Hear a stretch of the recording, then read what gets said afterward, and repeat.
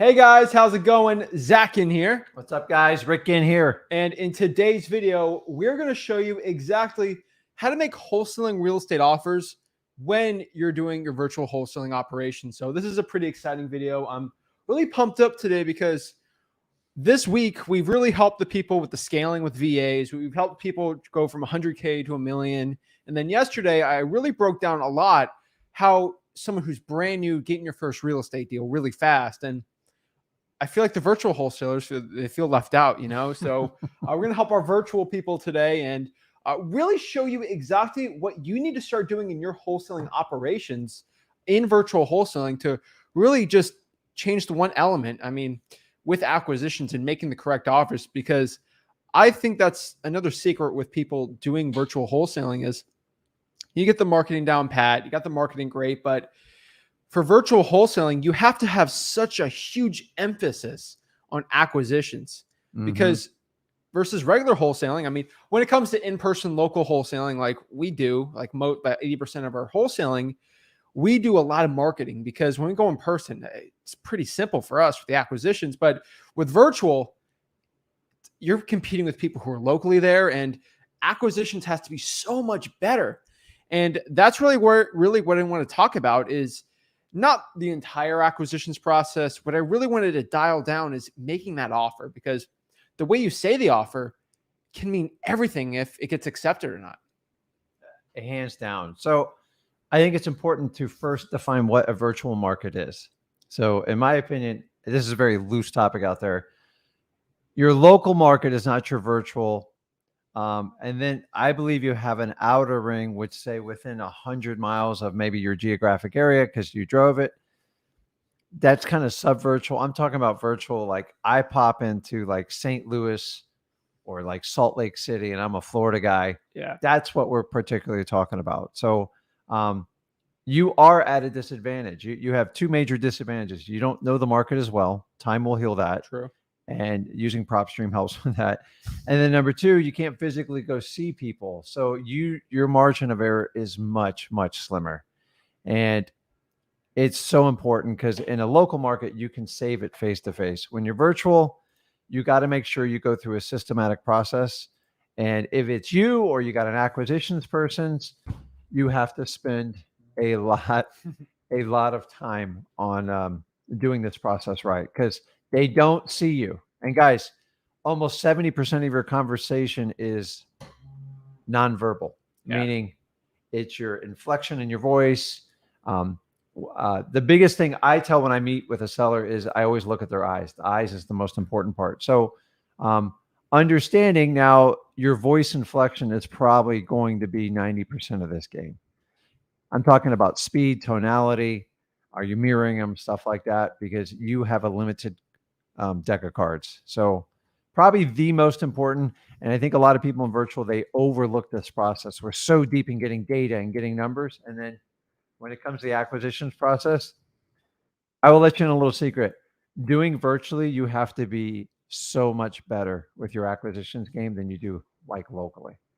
Because if they don't like what you say, it's on and you're on to the next one. What are you gonna do? Got to get on a plane and go talk to someone? It's impossible.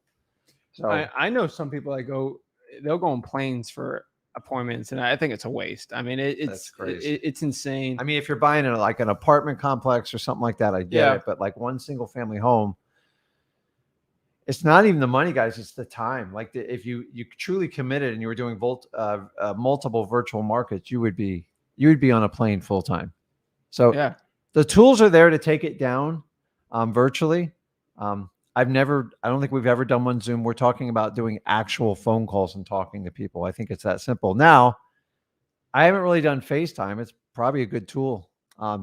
We've done video chats before, especially during COVID times. And we've actually dealt with sellers who just got COVID, and we're like, okay, so let's not meet, but let's do this like over video. And I was helping some of our acquisitions people with that. And it's weird. It's not just with just video. It's hard to convey it. So, I mean, the four levels of communication is texting, which is the lowest level of connection you can get. You can still do it. It's tough. next is over the phone, and then you got video and then in person. Like those are the kind of the 4 levels when it comes to acquisitions, and SMS just sucks. You don't want to be doing that. You're an order taker. So yeah, when we talk about video, I think it's brutally important to understand to have a phone connection with them before you go over to video. Yeah, because it creates a lot of anxiety. Because here's the truth, Zach, and I've been doing this 19 years. People will make an instant judgment on what you look like. yes. It's just, you see it all the time. What was the know. initial reaction when you went on appointments? Ugh. You're young, you're a kid, what are you doing? Yeah. So I'm just telling you, you can preface and frame your conversation before you go to video. Now, video you think is going to help with some people, go for it. But I like it to be the seller's idea, not my idea. Yeah. I'll suggest it, but I won't make it like mandatory. So video can blow up on you. It can really blow up unless you have a relationship with the seller. And sometimes I've seen people go, I want to look at you and see if you're for real. It's true. Have you ever done this? You ever had like a visual picture of somebody on their voice Every time, and then you meet them and you're like, not even close Yep. what I expected. Yep. And we're all guilty of it. And your sellers do the exact same thing. And we can talk a little bit about that today because it happens all the time. Man, I did not expect you. I'm like, well, what? Yeah. But to me, that's just a great, it's a great pivot point on a conversation. I agree. I personally think when you're making these offers, especially in virtual wholesaling, I mean, tonality is everything. I think phone's probably the happy medium.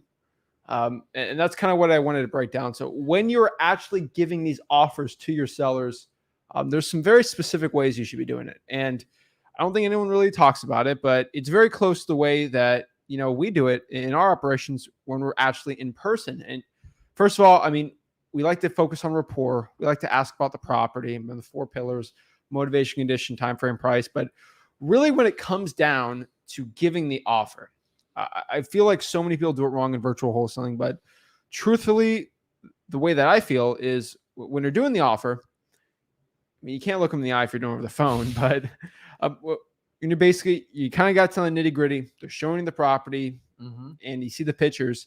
It comes down to the point you're doing your offer. And it really depends on what kind of virtual wholesaling you want to do. And we do the mom and pop approach. It's like, hey, we're just regular here. Going to buy a property. I'm Zach. That's what I do. You mean it's a family business.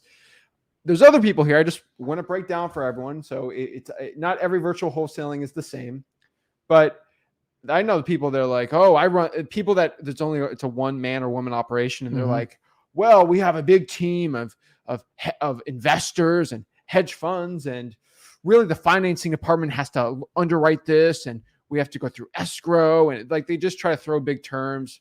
They're this big company, Wolf of Wall Street. They're so cool. And there's 2 ways to do the offers, obviously. So I just feel like I don't like that approach.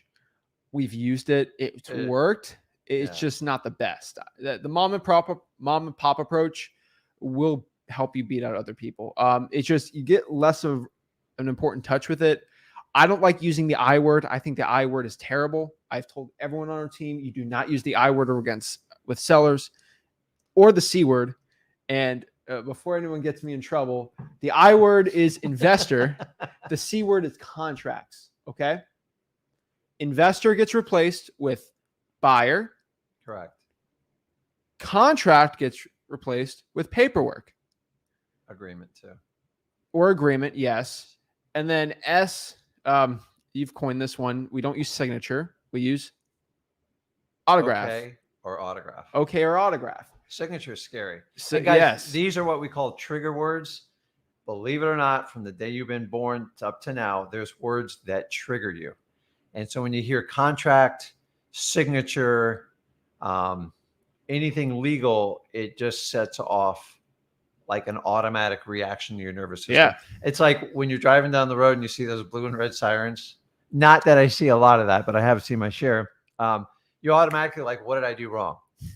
And it's like, it's usually speeding for me, but you guys do that too. So you got to think about your customers. Number 2, when you start using big words like my team, and a lot of you guys use this little trick and it can blow up in your face. I just bought a house in your neighborhood and we're looking to buy more. Well, if you haven't bought a house in the neighborhood and they call you to the table, you're going to lose credibility instantly. Yeah. So it was a good little trick that started out. We can use the trick because we buy them in the neighborhoods all the time. In Port St. Lucie, I'm talking to a seller. Yeah. There's a 95% chance I bought a house within 0.1 miles from them. Correct. This year, my name is on the deed. Mm-hmm. I like it's virtually signed, and like I can physically say me or my team did it. Now it comes to a zip code. I think we've bought in every single zip code in Port St. Lucie within the past 2 years. So we can say that. Like actually closed on it, our own funds. You can look it up on public records. We're a little different. Obviously, it's not what we kind of teach everyone here on YouTube, but if you could just like be yourself. It's like, so let me ask you, have you ever gone into a busy business? Like a doctor's my favorite, or the bank. And you ever have the teller, someone tell you, go, Mr. Ginn, we have a lot of customers. You just have to wait your turn in line. I don't care. Like, who's the only person I care about when I'm in the bank? It's me, because I'm paying for it. That's it. Your sellers think the same way. When you start bragging about all these houses, a lot of times they'll say like, then maybe you just don't even need this deal. Like, I would. And so the main thing I find is the big doesn't mean you're badder. It actually discredits you.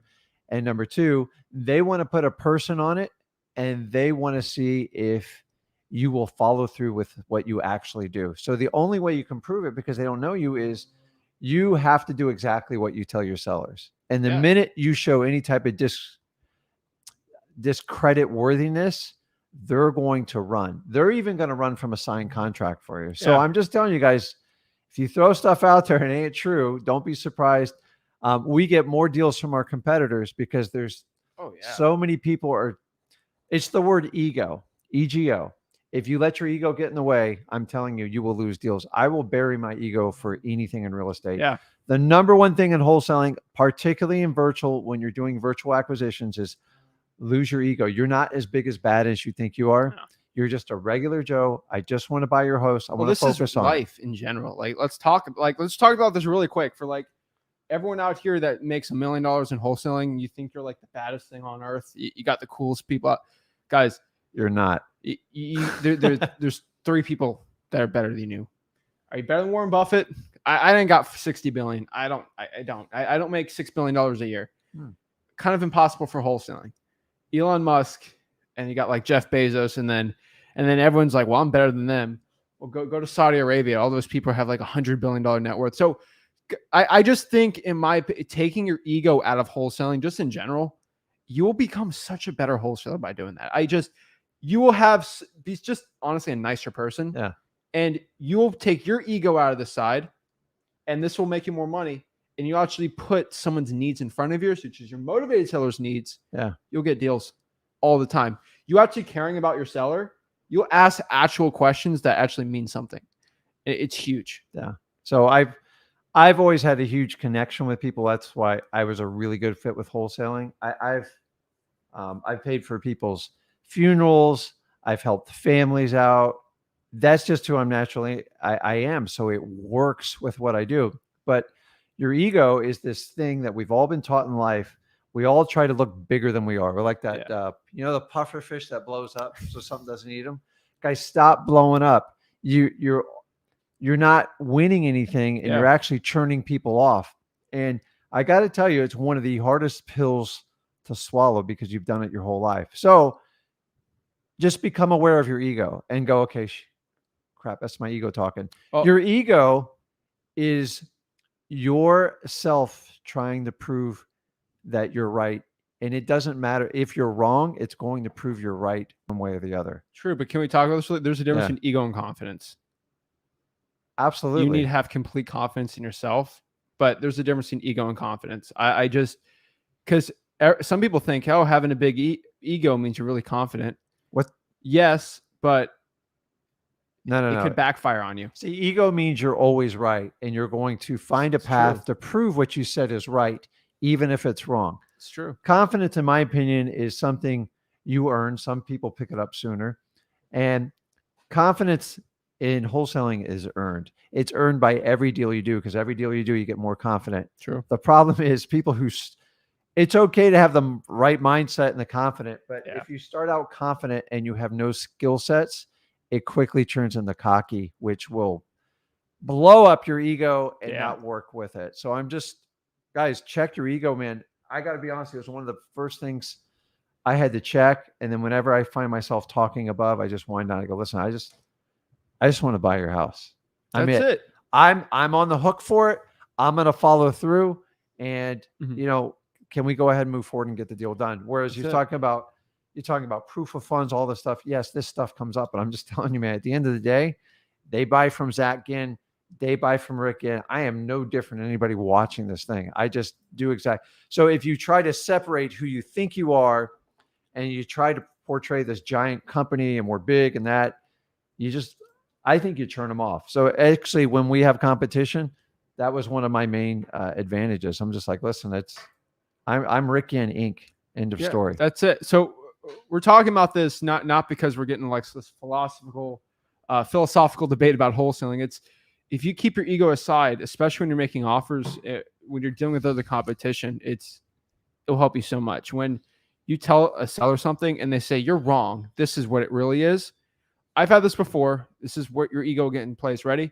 The property's 1,000 square feet under air. Okay. Yeah. And the seller says, well, I look at comps and this is 2,500 square feet because the garage counts and then the porch counts as under air square footage. Now, what are you going to do? Are you going to tell the seller they're stupid and wrong and they're looking at comps at 2,500 square feet? Or are you going to try to explain it? And if they don't understand, you're just going to give your offer and go from there and kind of let them burn and then go back when they realize it. Those are the small little things when making that offer and just talking to a seller. Yeah. That's like, it's because when they think at the end of the day, so that seller's wrong, but you going out there and just telling them they're stupid or they're wrong. I know it right. And you don't like, well, I worked in construction for 15 years. This is why, you know what I'm talking about. So, but if you explain this, that's kind of how I came up with it. And then they're still wrong. And they come back and it's like, okay, I had 3 people go to the house, you know, Rick here, he talked, you know, he said I was wrong, but he gave me an explanation and he was actually really nice about it. And he said, that's just where I'm at. Or I had, you know, Todd here. And Todd said that he worked in construction. He knows it. And I just don't know what I'm talking about. Who is that seller going to go at the end? They're going to go with you, right? Yeah. So when you're giving your offers and you're talking to sellers for virtual wholesaling, who are they going to go with? So that's kind of why we're talking about the ego here and confidence. And it all comes down to helping the seller out. Hey, do sellers have egos? Oh my gosh, yes. And they're all over the board, and you're going to have to manage it. But wholesalers in general have the biggest ones. But have you ever had 2 people with a strong ego? It's torture. Like, it's not always good. And I will tell you this. I remember when I did a lot of my first incoming leads and stuff. Yeah. People would tell me stuff I knew was 1,000% wrong. And you had a choice. You can attack them right there before you've established any rapport, and you can feed your ego, or you go, I'll have to look into that. I didn't know that. And that's it. You just kind of, you have to play with them a little bit because you've spent all this time and money. You're watching our videos. Guys, when someone calls you, I'm always under the opinion they need help or they're complete time wasters. And so nobody ever calls you and goes, hey, Zach, here's my house. It's a piece of junk. I don't have time for it. Make a ton of money. God bless you. Yeah. I've had close, but I'm just telling you, hundreds of thousands of leads to get one. It doesn't. How many people have we bought a house from that gave us completely erroneous information, ran us over with their ego? A ton. Almost half of them, guys. Yeah, but guess what? We still got the deal. Correct. Still got the deal. So the first tip I'm going to share out there is when you guys are doing virtual market, or even if you're doing local, but even more important virtual, is do not run them over and correct them in your first 2 minutes. Yeah. Take copious notes and go, wow, that's odd. I wasn't aware. Just stop your ego. It wants to go, no, it's absolutely wrong. You are completely wrong. Sure. And if you do it, they're just going to hang up on you. So a lot of times, honestly, they just don't know. Or my friend told me, or my girlfriend's a realtor and she said, and just oh, okay, that's interesting. And I just kind of put it in there. I go, I'll look into it for you. And then I use that as fuel to reconnect with them, especially if they're ghosting me or disappearing, anything like that. I agree. it comes down to that. So let's get into the nitty gritty. This is the fun stuff. This is Okay. where everyone was coming here for, is the actual offer. I thought they came for the Q&A. Okay, go. I think some would come for the Q&A, but honestly, I mean, we kind of promised some virtual wholesalers out here, like what's the offer that we're doing? So our offer comes down to a very simple process. We talk to the seller. Mm-hmm. Obviously, before we get in the offers, we know the ARV. I'll explain this really quick. Let me get my calculator out real quick. So we're doing ARV. Let's say the ARV is $200,000. Okay. That is in mint condition, everything, perfect, right? Mm-hmm. I mean, we got the what is it? All the trims perfect. We've got eggshell wall paint. Beautiful, right? Beautiful. So 200,000. We're gonna actually minus repairs off. Let's say repairs here is 33,000. Okay, Mm-hmm. and then we're about 167,000. Okay, so again, how do I calculate repairs? ListREI.com's got some great. If you go to like right here, like freewholesaling.com. It's literally right here, freewholesaling.com. Okay, freewholesaling.com. In the PropStream tutorial, the ListREI.com tutorials, just use PropStream. They actually have rehab calculators. Literally what the cost of rehabbing is in your city or county is. ListREI.com's got it. So it'll do it for you. So 167, okay? Minus repairs. So 200 minus the 33,000, going very slow on purpose. We're going to multiply that by the average discount our cash buyer is willing to pay. Used to be 75. When I started out, it's closer to 84, 85 right now. It's insane. So I think you meant if you're going to calculate the discount, you do it backwards. You do it. So it's 25% normally the old days. Actually, us OG guys with 30 to 40%. Yes. I know. That's why guys are hearing on YouTube. The guy that's been doing wholesaling like you for like 25 years, like 70%. That's what I got taught. 70% less ARV, like less. We're repairs. We're closer to 15, and then we can talk about stories all day. Like what? But the numbers work because the average house is double the cost. But we got another flip here. What we got a flip in Palm Beach County now. Another one outside the couple ones that we're talking about, and that one's going to be over ask, and it's insane. It's nuts. So I'm pretty. With the over ask on everything, especially where I'm at, it's closer to 15. So we're going to multiply this by 85%.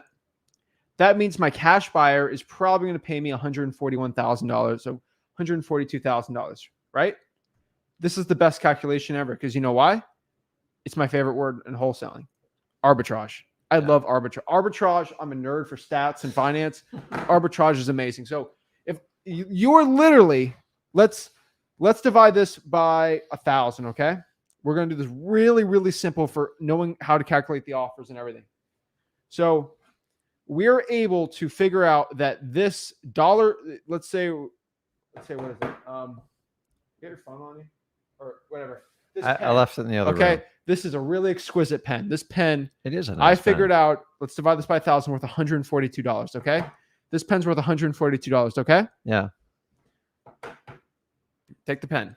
Appreciate it. Thank you. Hey, can I buy your pen for $120,000? And they say yes. Now I just bought the pen for $120,000. I have it under contract. I'm gonna go over to my next guy, sell it to him for $142. Guess what? Just made $22,000. I made $22 on that. So that's kind of what wholesaling is, right? I made $22 selling this pen. Except to multiply that by 1,000, I just made $22,000. So that example is, we have a property. I know it's worth $142,000. Did my calculation, listrei.com, went to freewholesaling.com, did it all. So it's worth $142,000 to a cash buyer. That's what they're buying it for. We're on the I've said this before. I don't think you're on the live, but as wholesalers, we don't buy and sell properties. But we're not in the real estate game, more or less, of investing in real estate. Mm-hmm. We're selling contracts, pieces of paper. We don't make stuff. We sell contracts. So if we know someone's going to pay $142,000 for it, and I agree to buy it for $122, sign it to the cash buyer for $142,000, walk them through, and I made $22,000. It's amazing because now I'm talking to you. You're the motivated seller. Yeah. In my head, I have the advantage. I know 142. If I get anything below that, I'm making money. So I ask you. So let's get in the offers. So can you sell it more? Can you sell it for more? you can. Yeah. You can get some. So in a market like this, Yes. you can sometimes have a 3 to 5% arbitrage play on it, depending Yes. on the area, the demand, if anything else is available, which a lot of you are experiencing now. We just don't want you calculating that into your original number. We're kind of giving you, would you say it's a worst case or the most ideal case? It's when we calculate? ideal. Ideal. It's like, So what happens if you start to ask for too much and it's really not there? that's the problem. You're going to spend a ton of time, guys, which moves you out of the wholesaling arena into the retail flipping arena. Yes. And here's how it works, guys. The closer you get to the retail price, the more time and money you're going to exert. 100%. If you think you can go from wholesaling to retailing and skip time and money, I'm telling you, I've tried it. It doesn't work. Wholesaling is about as close as I want to sniff. And I still have to dedicate resources for that. There's a cost for it. It's crazy. But so I know talking to you, 142 is the house. And so let's break down the actual offer. So I'm over the phone, I'm talking to you. We're doing the over FaceTime or something. So, or even in person, guys who do in-person wholesaling can benefit from this too. It's when I'm about to make the offer, I know 142 is the price. We got two options here. There's two ways we can play this game. Option one, which is the best, or option two, which is not optimal, but it's happened before. And then three, which is our like get out of jail free cheat code. So we're going to break down. So there's three in virtual wholesaling. There's three offers you can make. And this is what I found. So offer number one, hey, Mr. Seller, I know you're trying to move out. I know you're trying to go up to Michigan. And I mean, I don't know why you're going to Michigan. It's getting cold. I try to put a little rapport in there. But I mean, I'm looking at this house. It needs a lot of work. I mean, you show me the pictures. It's just not looking too good. The kitchen's not good. I'm going to have to probably redo the flooring. My partner's going to kill me on this, but I'm probably close to about 110,000 on this house. You crazy, Zach? That's where I'm at. I mean, it's, if you want to listen, I'm just going to give you my bottom line because I'm just out of energy on this thing. Mm-hmm. Can you do 120? 120, I'll sign it right now. Rick's going to kill. He's my partner. He's absolutely going to kill me on this one. Like he's between you and me. Yeah. He doesn't want me to buy this house. Like he told me if I get anything over 115, he's going to kill me on this. So let's think about this for a sec. I just like 118 right now. It's yours. Okay. I'm at 110. You're at 120. Come on, let's just get reasonable here. Rick's going to kill me. Guys tell me to meet it in the middle type of deal. That's where I'm at. I mean, let's meet in the middle, make it easy. So the issue is if I do that, we're going to have to do something now because Rick might change his mind and then you're going to have to deal with something else. Yeah. I like how he blames everything on me, by the way. It's, but that's the good cop, bad cop advantage because now we can all be angry at my partner. Yeah. And then I'm the good guy here. That they never see and never really But guess what I'm being for that person? The advocate. Advocate. I'm an advocate. Not a realtor, an advocate. I'm an advocate. Rick's the bad guy, So and you don't mind being the bad guy when you get the checks. So my rule always in wholesaling is you actually want to get an initial no. I know it sounds so weird, but I'm telling you, if you go for the no, you'll fish out that bottom line price a lot faster because every seller has it. Now, listen, they're not all like that. I'm not here to tell you, but no, when he does that, he already knows what he'd pay. Yeah. So he's just having fun at this point. Listen, it's still a win-win for both parties. They get rid of the property. It gets sold cash. He makes a nice fee. It is a service. So we're not even arguing on that. But when I hear they go like this, that's it. Like that 120 is my bottom line. Like I can't go any lower. You have to make that decision. Now in the beginning, I was excited. I'd sign it right there. Now I play with it a lot more. Zach's actually much better at it than I am. And you decide how much, if it's my second or third deal, I might spend another 20 minutes and try to massage another $2 or $3 grand. Now, guys, I don't know about you. $2 or $3 grand for a 15, 20-minute extension of a conversation is not a bad return. We're doing for 6 deals a month. You get $3 grand, 18 times 12. I mean, exactly. That's now almost 200K. I will give you one disclaimer on here. Every now and then you get someone, he offers that initial price and they go, okay. Just take it. That's the worst. I know, but take it and run because you're still making a lot of money. You just, When you don't get that initial no, I promise you the feeling is 10 times worse than when you get the initial yes. But I want to break this down. That offer just made a lot of people like, wow, that's amazing. That is the worst kind of offer you can make for virtual wholesaling. Okay. That is the worst. I just want to give you an option that is that's suboptimal. Like if I saw my acquisitions person doing that, I would be so angry at him. You're like, oh, he's going to make what? 25, 26,000 on that. I would have been really upset. Like I honestly would have been really upset. You know why? Why? This is how you're supposed to do it. Okay. So that was suboptimal. I mean, I want you to see what the average wholesaler offers. I mean, that's kind of where it's at. And that person's making 142 minus 115 minus 115. Okay. You're making 27 on that.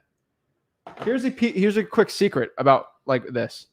I don't know what's in your head as a you're a motivated seller. I don't know. No idea. I know it's 142,000 is what that thing's worth. What if his bottom line was 100? What if his bottom line was 100?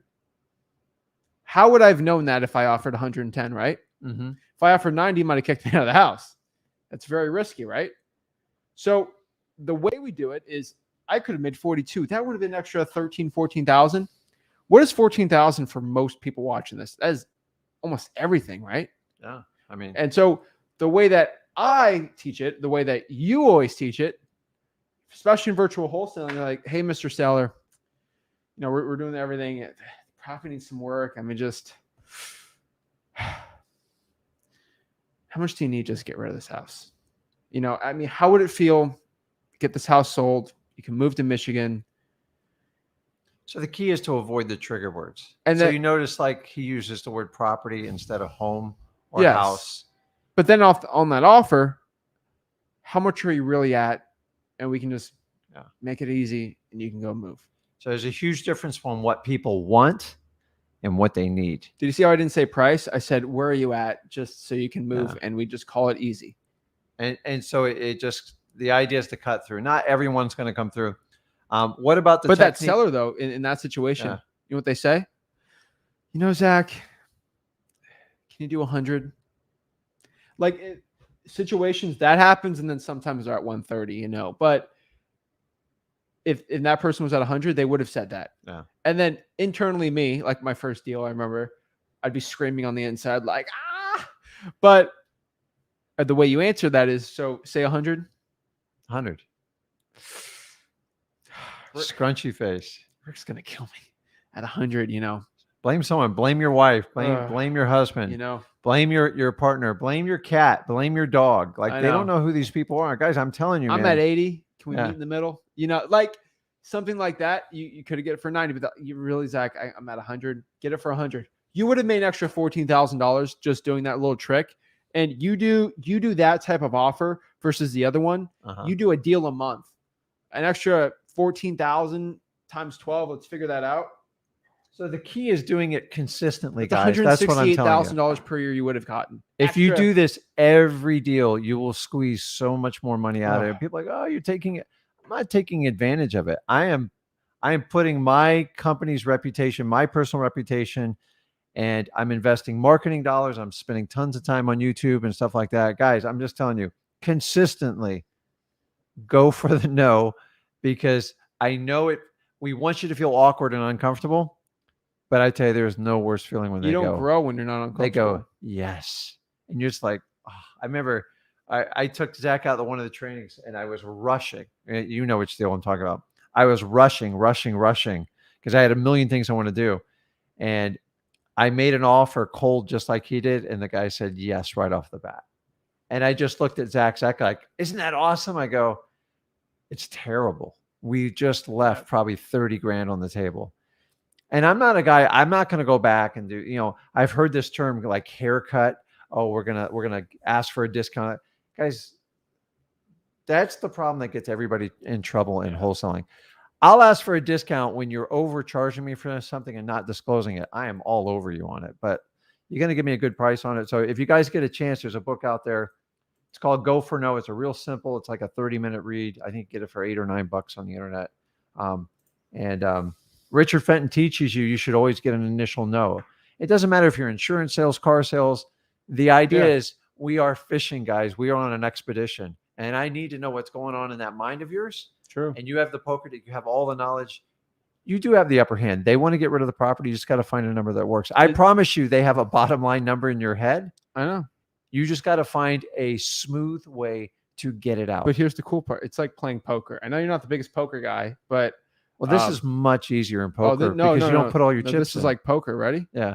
First of all, this is like poker, except there's no chips. Except I have chips. No one else has chips. And I don't lose them. Also, there's 4 people playing, right? A lot of people that play poker watch this.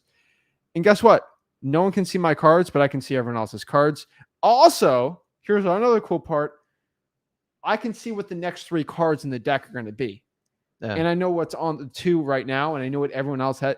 It's an unfair advantage. They're not really even your chips. They're not even my chips. And guess what? If I win it, they're actually mine. If I lose it, it's not even mine. Like, guys, I'm telling you, man, wholesaling is, in my opinion, there is no more perfect of an industry to be in, especially for somebody who wants to be an entrepreneur and wants the whole capitalism experience. But I'm telling you, and some people, oh, you guys just rob little old ladies stuff. I go, no, dude. We help a lot of people. Like it's not uncommon for us to have people hugging us, like high-fiving us. Well, like I know whatever people we're gonna do. It's not even about being an entrepreneur, being capitalism type thing. I know people that they make they'll do 2 to 3 deals a year. They're not political. They do 2 to 3 deals a year, and they make $100K. They're happy, and they work 50 hours the whole year. Yeah, you can do that wholesaling. The thing is, it's completely catered to what making the most money possible. It's what you want to do. So like catering. How I learned it and how I did it are a lot different. And how Zach's learned it, he's really upped the game, obviously. And that's the really neat thing. So if you think one person has a corner on like how to teach this stuff, is ridiculous. You're just looking for people that are honest, ethical, and are you going to use the wholesaling machine for what you want? I use it, guys, just so you know. It's all about freedom and spending time with my family. Yeah. End of story. That's what you catered it to. I can make a lot of money, but like, listen, I'd rather have time over money any day. And if you can find a great balance, it took me a long time to really find that balance. Yeah. I worked like crazy. I stopped work. I work like crazy. I bring people in, and now I have the balance. I want to be able to go fishing, spend time with family, just take care of the family and help everybody out. And I've never, guys, I did the corporate thing. He didn't do it. So I'm just telling you. And I know if you're going to corporate job, I know how frustrating it is. It's just, and then being a W-2 wage earner, my God. I did the toilet cleaning job. That's not corporate, but that sucked. Yeah. No. When you clean the cars and the toilet, and you got to sell the customers. Yeah, but in sunny South Florida. You had a cool title. You were a manager. Ooh. What's the Will Ferrell saying? Where you get to be your own boss. You get the tools to be your own boss. What a joke that was. Anyways, it's just, I get it. Like corporate America is becoming stiffer and stiffer, and you guys got to be in charge. And by the way, you can do wholesaling if you got like a great government job with benefits and stuff like that. I know firefighters that do this, paramedics, engineers, nurses. You know what's the number one for wholesaling? What? Attorneys. There's a ton of attorneys getting into wholesaling. No. They've got like a legal sharp knife. Yeah, but like it's called a pen. But they're full-time attorneys. I'm just telling you guys, listen, if you just did 1 or 2 deals, well, how much of a difference would it make in your life, your family, or like towards retirement? Me and Zach don't use the word retirement. I don't think you should wait till 65 to enjoy life. Well, retirement's that you quit, or you in a year or 2, you can enjoy life really nice. You really can. Exactly. Do you think Michael Jordan wanted to retire? No, but that's a whole other thing. Did he retire? He came back. He loved it so much. It just, the cool part about, tried a little thing called baseball. He was on the Wizards too. Yeah. The thing about athletes, it's, you can't be on your game at 100% at like, it's crazy because like once you turn 34, they're like, oh, he's washed out. You got like Tom Brady and stuff, but Tom Brady says he's gonna play till he's 50. I hope he does. He's amazing. But here's the thing: sports, people like, let's say Tom Brady and a running back. You're a running back, you got to be done. Your body's done. But the interesting part about that is, you're an athlete, you're an NFL guy, running back, whatever. You have to retire. Tua's not done, is he? Oh my gosh, we're not getting into that. Let's not bring that up. I'm scared. Let's not bring that up. But you get, I think, as every year that goes by in wholesaling, really every day, is you just become like, you become better, guys. But that's the axe thing. gets so sharp. I could Yeah. work an hour a week and make just as much money as I did my first 2 years doing this. That's the thing. But with athletes, they have to retire because their body doesn't do it. You don't have to use your body to make money. You got your brain. Yeah. You can be 70, 80. And You you can can still be the top of your game. You can be disabled. Like, as long as your brain functions, that's it. You're good to go. And guys, keeping your brain busy. But I'm getting off track here. I'm telling you, I use wholesaling to leverage my time, because I cannot buy time, but I can buy things that I can do with my time. And that was the biggest takeaway I got from working corporate America. I just had to be in a million places at once, and it was a set salary. And by the time I was done with W-2 and stuff like that, I just got tired of it. So let's break down the other offers. Okay. So that's the best offer. And I think we kind of explained it very well, but personal, straight up. But here's the problem. Everyone's gonna be like, oh, that's great. Okay, let's go offer. And guess what's going to happen? You know, here's my favorite. Ready? You go try to do that offer on me. Well, Zach, I tell you what, I've looked at it. The house needs some work. It's a little bit challenging. I'm actually even a little bit nervous to kind of spit this number out, but I mean, can you do 100? Like, well, you ask how much I want it. Yeah. Zach, how much do you want for the house? And then, so you can say 100, but of course, I never words house. And guys, I don't do acquisitions anymore, so I'm probably your worst. Yeah, but the thing is, we always ask, hey, how much do you need to sell it for? We never give the price first. And everyone's gonna be all confident. They're gonna say that. And you're gonna ask me, Zach, hey, what do you need to get out of this? Oh, I couldn't possibly know. I don't know. And then you're gonna be like, oh, and then you're gonna be like super confused. So that's where a lot of wholesalers get like stuck, because that offer is great, but they're scared because what if someone says that? You don't know what to do. You're gonna get flustered. Easy technique. Here's the cheat code. Go ahead. Here's the cheat code. I love the cheat code. Okay, well, would you be okay? So you have no idea how much you want to sell the house for? No? Oh, okay. Well, I mean, would you be okay if I bought the house for $1? I get the paperwork right now. I would buy it for $1. I think my partner would be pretty happy about that. No. I don't want to sell it for $1. Can you do 100? Like it always, every single time. So guys, what you have to do is, we're so used to like, hey, you go do this and I'll do what Zach tells me. And then, but what do I do if they don't give me a counter offer? Which, to be honest with you, is probably 50% of the time. Yeah, that's the thing. So you have to practice for it. So I want you to think of like really simple. You just said practicing. Yeah. So two things. We're talking on a 3rd grade level. We're not going to overtalk anyone. And number 2, when somebody, I'm in Florida, we talk at 2nd grade. When somebody comes second, we're in Florida, 2nd grade. We talk at 2nd grade levels here in Florida. I think I repeated the 2nd grade. I'm not sure. No, you did not. I got to check. Anyways, it's a technique called volleying. So people have this thing where if you keep asking them a question, eventually they have to answer it to you. It's human nature. So you go, I say, hey, Zach, what's the least, what do you need to get out of this? I don't know. Zach, I know you don't know, but if you really thought about it, what is the bottom line number you need to move on? I have no idea. Zach, I know you don't know, but I'll tell you what, can you give me a ballpark? Just give me a range. You seem like a smart guy and you live in this house. I'm just trying to help you out. What's your ballpark range? I mean, I bought the house for $70,000 in 1994. Yeah. I mean, I want to get a little more than that. So guys, time out. It's on 90% of the people, if you volley up to 3 times, they have to answer you because they feel like you feel obligated to answer it. It's like, and all you are is just taking the tennis racket going boom, boom, boom. Now, I will tell you this, when they shoot the crazy price over the bow, like it's not even like it's 3 times the cost of the house.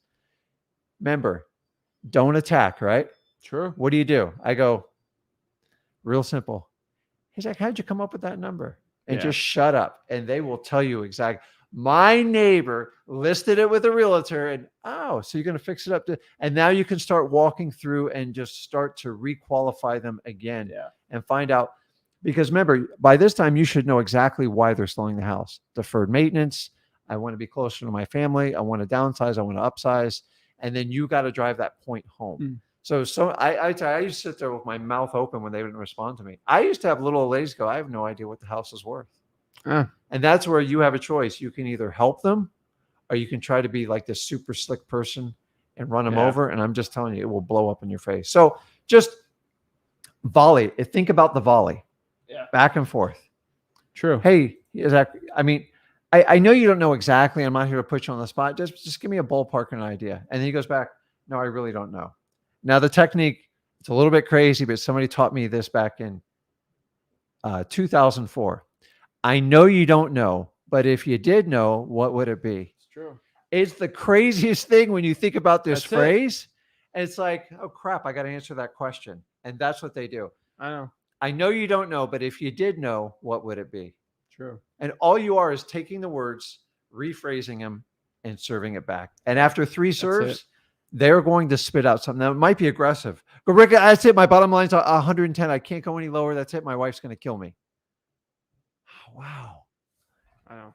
And that's it. And it's like, you just kind of keep so many people, like when they get to that point, they make the low, they go for the no. And I go, man, that didn't work out the way I thought it was going to. Guys, it works every time. It's so simple. You guys, you don't need these complicated, like a script is good for navigation and practice. Yeah. But like when you get understanding, question 1 might then question 4 comes, and it never goes quite as planned on the script. But you've got to have a guide. And if you know what the objection's coming up, another one we used when we get crazy number is, I won't take credit this, I'm taking this from another investor, is, well, Zach, let me see what the house can afford. Yeah. And then if you want to go through a calculation, because so many times people will tie it to something else. Yeah. That's what I agree. So let's break down some questions. Let's do it. We don't have like 5 hours today, and there's a lot of great questions we're getting, but I want to answer one question that drives me. Everyone asks this every time. Go ahead. Is this live? Is this live? Is this live? Is it live? Is this? I don't know if this is live. Like I could show you the time.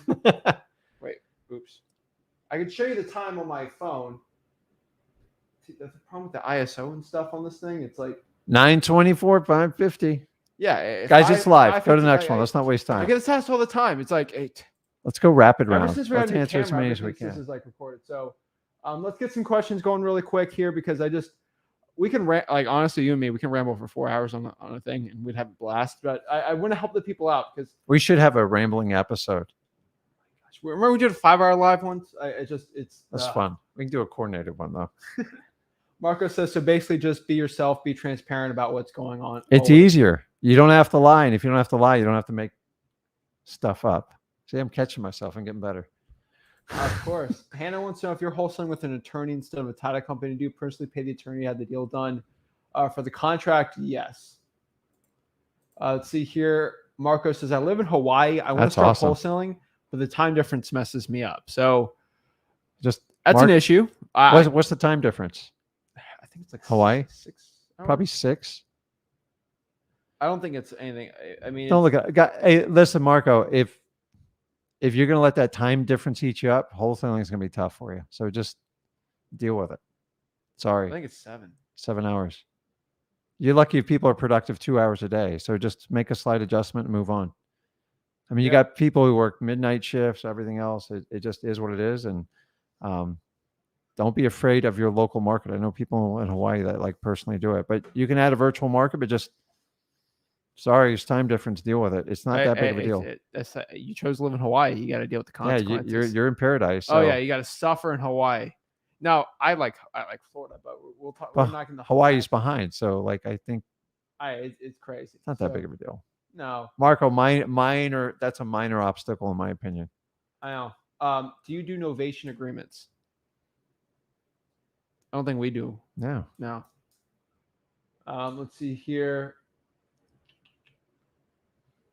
Can someone explain? Can someone explain what he meant by the closer you get to the retail price and ask for too much and spend a ton of time retail flipping arena? So let's just say if a house is worth $100,000, we're just going to use even numbers here. Say if it's sold with a realtor for $100,000 in the market. Say you bought a house for, say, 60 grand. Mm-hmm. Okay. a little run down, it's beat up, and then say you got a cash buyer at, you figured out 75 to 80 is the sweet spot. Like you're getting offers all day long. Mhm. Once you decide to go above that 75 and 80, now you're going to have to you probably have to put some money into it. He's going to tell you to put new carpets in it, maybe paint it. And now you might have to pay another realtor. And then you're going to have to show the house. Yeah. You're going to have to do all this stuff. And then someone's going to, the higher you go in price, guess what? You're going to get finance offers. Yeah. Your cash is going to go away. And all finance offers, the average one, a little crazy market now, but on average, it's 45 days, guys. I'm trying to get paid in 2 weeks, 45 days. What's the time cost of money? If it's insane. So as you get closer to retail, let me just take that pin. If the pin's worth $1 and you can sell it on eBay for 95 cents, but you can wholesale 3 or 4 of them for 70 cents. Sometimes it's just easier to move it. Yeah, I saw, have you ever just sold something quick just to get rid of it because you don't want to go through the hassle? Yep. Same thing in real estate. The higher you get to the retail price, the more work and time you're going to put into it. I agree. And the expectations go through the roof. Yeah. So, and you can be sure when you're wholesaling, man, it's kind of fun. You're like, here's the price, sign here, close in 2 weeks. Yeah. Oh, and if you don't close, I keep your deposit. When you get to retail, you don't get that fun stuff. True. Okay, let's move on. I agree. Let's see here. Brandon wants to know, what if the property is in good condition and you just kind of focus more on the motivation for selling, right? Yeah. That's it. Listen, guys, I have bought houses that are 100% perfect. Something happened in the family. They can't come down anymore. Somebody passes away. They want to move on. They don't want to maintain the property. It's tough. Have you ever tried to maintain a property in another state? It's a lot of work. It's hard enough to maintain it in your own state. Oh, yeah. So it happens all the time. Definitely. Libby says, always good. Thank you. We're getting a lot of love from everyone. Reese says, hello. What's up? The Ginns, love you guys. You guys are awesome. Hey, Zach. What's up, guys? Rick and Zach. Thank you guys so much. Let's see. Really quick. What are the names of the creative finance books you suggest? Which one do we suggest? It's I think Invest in Debt's one of them. Invest in Debt, and then anything by, where is he? Peter Conte wrote some really good, simple books. And honestly, some of the techniques I teach you guys are just like some of his, doubtful faces, which really works. There's another one. Wendy Patton's a great one too. Wendy Patton's awesome. She's great. I think YouTube's better, but I think freewholesaling.com has creative financing on it too. Yeah. So it's all in there. Dolph the Roost, Real Estate Riches, is part of the Rich Dad series. He writes a nice little book and specifically talks about creative financing, and he just opens up your mind and your vision to it. Boom. Wayne says that'd be awesome, 2 to 3 deals a month. Oh yeah, that's the goal, guys. That is absolutely the goal. Wayne, you can do it. Remember, it's not always the number of deals you do; it's the amount of profit and the amount of freedom you create for your family. 100% there. So let's see what we got here. So how do you feel about Zillow's scandal about not paying marketers value and cheating their customers? I don't really know too much about that. Kevin, I don't spend time on it. I don't spend time on it. It's just no energy. I mean, if Zillow doesn't work, someone else is going to rise up. So there's always going to be something like that. Thank you, Zach, for teaching me. You're welcome. Rick's teaching you too. Absolutely love you guys. Micah Cowper, who's that? Old friend, Captain Micah. Cap Micah's gonna come down and visit us soon, so we'll see if he. I know he's coming through. Tax delinquent pros and cons. So, what are some of the pros and cons of tax delinquencies? That's simple. I'm gonna give you the short answer. Great properties to buy. You will eventually buy them. The con is most people with tax delinquent are usually in denial for a very long time. Yeah. And here's another big right up to the auction. Yeah. I mean, the pro is some of them are really good wholesaling deals. Yeah. Here's a big con. People are behind on taxes, or usually behind on paying on a lot of stuff. And this means that they're probably behind on credit cards. And they're probably on the credit card debt list lien. Oh my gosh, tongue twister. It's just a profile. If it's on listrei.com, it's all in there on the other category for the liens. But a big con on this is, I think you know this by dealing with so many different sellers, is when you're behind on credit cards, that debt gets sold to other like financial service companies that are trying to call, and those people are aggressive. Holy Oh my moly. They'll God, call they are. like 10 times a day, and they got Yeah. loan sharks and all this. So you It- trying to call a tax delinquency person, It's hard to cold calling, penetrate them. it's hard, but they're still on their phones all the time. Yeah. They won't answer calls, but guess what they're going to do? Two things. You can check their voicemail. Mm-hmm. They probably won't. It's annoying. They get so Yeah. but they'll check their texts, right? Like Check their what? texts. Yeah, yeah. So They'll check text. They're not really good with mail. but those loan sharks, they don't text, Yeah, yeah. but their friends text, and that's another way to penetrate a tax delinquency. But bad cold calling list. That's Tax what I can say. delinquency is, listen, there's a financial problem. Most people want to pay their tax because they know they have the authority to foreclose over everybody else. So there's an issue. So it's a great lead. You have to be much more creative when you trace down tax delinquencies. Yeah. I find like door knocking is the best way if you can penetrate it, but it's very hard cold calling. Texting's okay. Personal notes on the door work well too. But you got to get through that denial. My gosh, they fight it all the way to the end, and that's the challenging part. But it's like any other motivated lead. Eventually, they're going to sell the house. If you can stay first and foremost in their mind, you got the best shot. So massive follow through. James says it's Zillow offers. Let me see really quick on my phone, see kind of what we can see, what kind of reaction. But I think it's a really cool one too. Let's see. I like the home icons. I appreciate that. But where is it? Let's see here. Any books, guys, freewholesaling.com. That's where it's at. LOL $1. The reason why I say $1 is when you're doing that, you can do the volley strategy. But when I do the dollar strategy, it's because $1's more of a joke. You won't get kicked out.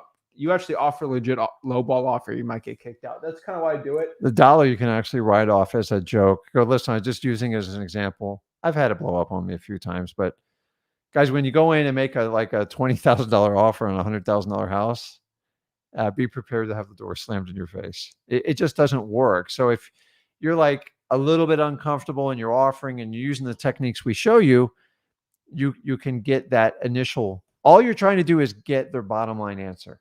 And once it comes to the surface, by the way, it doesn't mean what I'm going to buy it for. You have the option to say yes or no.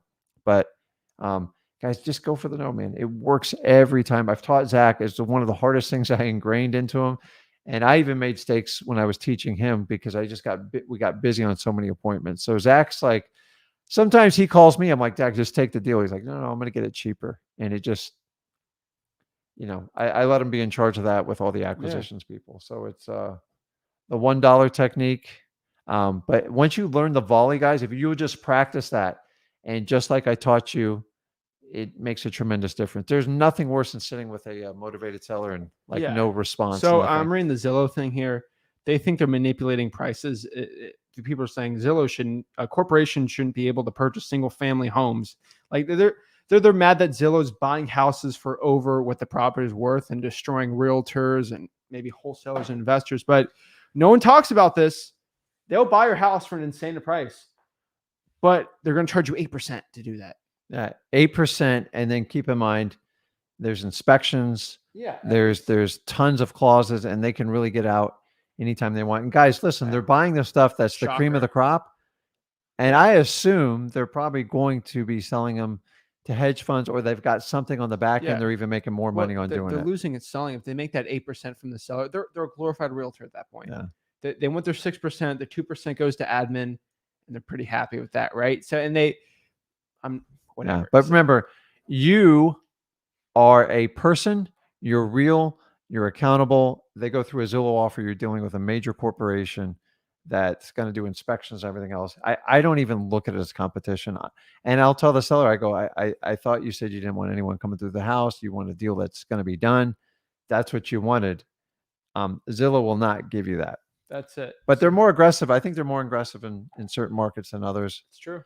They're pretty aggressive in Florida, but honestly, I don't think we've ever gotten a debate with someone over a Zillow offer. No, the fee's too much. So last question, guys, what would your business plan be? Do one deal a month? This is the simplest one I could think of. On the weekends, Saturday, Sunday, when you wake up for 4 hours, drive for dollars. On Monday, cold call. That's a deal a month. Drive for dollars. You're going to have to put in the work in it.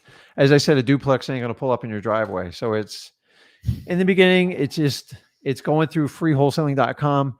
and getting the skill sets and confidence. But guys, do not wait to go through every module to get started. Like just get it all builds on it.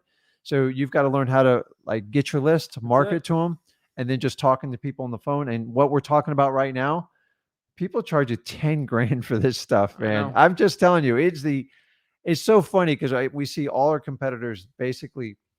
My competitors right now are watching exactly what we're doing.